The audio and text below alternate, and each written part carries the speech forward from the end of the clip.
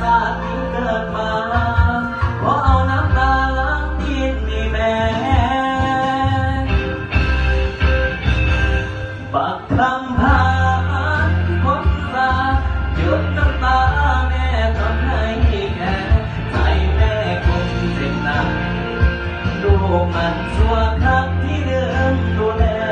ปักโตปัญหาคนเดิมสิเป็นคนดีเลยแม่สิตั้งใจลบเล็บที่ลูกบาดแผลสิบ่ให้แม่เสี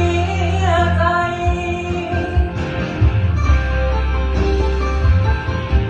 น้ำนมแม่เลี้ยงมาผ้าใหญ่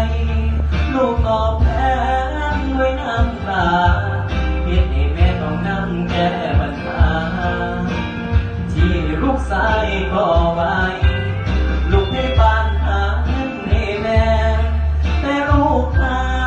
แต่เรื่องไงอยากให้จนมาเรียกคนบ่ได้ยังพอกำกา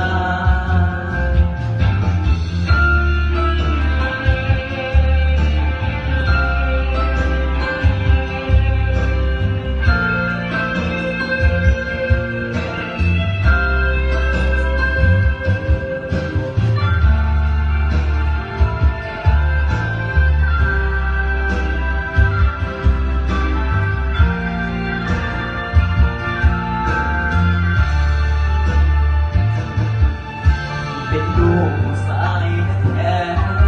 เห็นที่แม่ต้องเสียน้ำตาคือสัวแพ้ชาติที่เกิดมาเพราะเอาน้ำตา